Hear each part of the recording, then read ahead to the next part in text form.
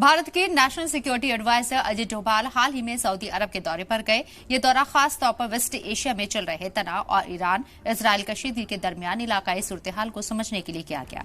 इस सफर का एक बड़ा मकसद भारत की एनर्जी सिक्योरिटी को मजबूत करना भी था, क्योंकि इस वक्त स्टेट ऑफ हॉर्मुज में हालात खराब होने की वजह से तेल और गैस की सप्लाई पर असर पड़ रहा है। यह रास्ता दुनिया के लिए एनर्जी सप्लाई का बहुत अहम रास्ता माना जाता है। रियाद पहुंचने पर अजित डोभाल का सऊदी अरब के सियासी मामलों के नायब वजीर सऊद अल साती ने जोरदार इस्तकबाल किया, जो पहले भारत में सऊदी राजदूत भी रह चुके हैं।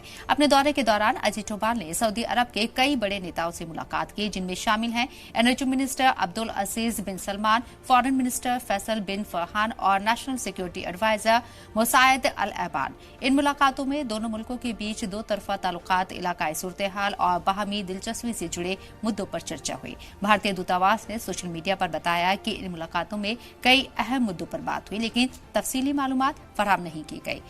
आसान लफ्जों में कहा जाए तो ये दौरा इसलिए अहम था ताकि भारत अपने एनर्जी सोर्सेज को महफूज रख सके और वेस्ट एशिया में बिगड़ते हालात का असर देश की सप्लाई और सिक्योरिटी पर कम किया जा सके।